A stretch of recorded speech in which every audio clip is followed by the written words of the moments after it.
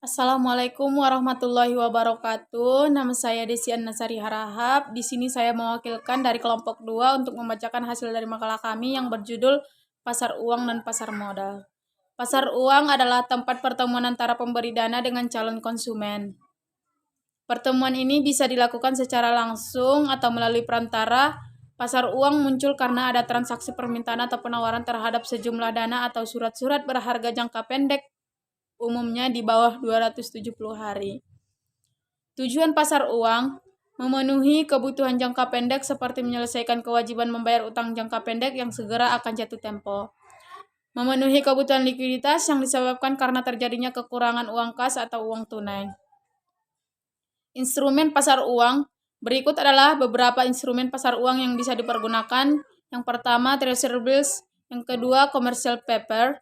Yang ketiga, Negotiable Certificate of Deposit. Yang keempat, Bankers Acceptance. Yang kelima, Bill of Exchange. Yang keenam, Repurchase Agreement. Yang ketujuh, Sertifikat Bank Indonesia. Yang kedelapan, Surat berharga pasar uang atau SBPU. Pasar valuta asing. Pasar valuta asing atau disingkat PALAS merupakan suatu jenis perdagangan atau transaksi yang memperdagangkan mata uang suatu negara terhadap mata uang negara lainnya yang melibatkan pasar-pasar uang utama di dunia selama 24 jam secara berkesinambungan.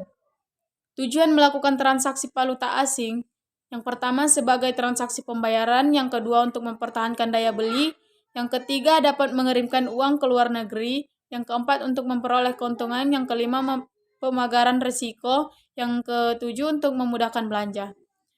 Jenis-jenis transaksi valuta asing terbagi menjadi 4 jenis, yaitu transaksi spot, yang kedua transaksi forward, transaksi swap, dan transaksi option. Margin trading. Margin trading adalah layanan perusahaan sekuritas atau broker dengan memberikan pinjaman kepada nasabah agar digunakan untuk membeli saham dalam jumlah lebih besar dibanding dana yang mereka miliki saat itu. Dengan demikian, margin trading adalah modal bagi para investor untuk mendapatkan keuntungan lebih besar melalui saham-saham yang sedang naik nilainya ketika mereka sendiri tidak memiliki cukup dana untuk membeli. Pengertian dan perkembangan pasar modal. Pasar modal atau capital market merupakan pasar untuk berbagai instrumen keuangan jangka panjang yang bisa diperjualbelikan. Baik surat utang atau obligasi, equity atau saham, reksadana, instrumen derivatif maupun tanah dan bangunan dan sebagainya. Pasar modal bertindak sebagai penghubung. Lembaga-lembaga yang terlibat di pasar modal, yang pertama Badan Nawas Pasar Modal, yang kedua Bank Kustodian, yang ketiga Biro Administrasi Efek, yang keempat Wali Amanat, yang kelima Pemeringkat Efek, 6 perusahaan emiten, yang ketujuh Lembaga Clearing dan Penjamin atau LKP, yang kedelapan Lembaga Penyimpanan dan Penyelesaian atau LPP, yang kesembilan Ahli Syariah Pasar Modal. Proses penawaran umum atau go public.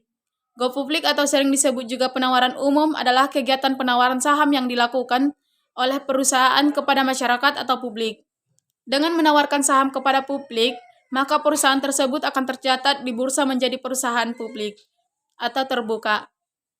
Ada beberapa proses yang harus dilalui perusahaan untuk go publik, antara lain tahap persiapan, tahap pengajuan pernyataan pendaftaran, tahap penawaran saham, tahap pencatatan saham di Bursa Efek.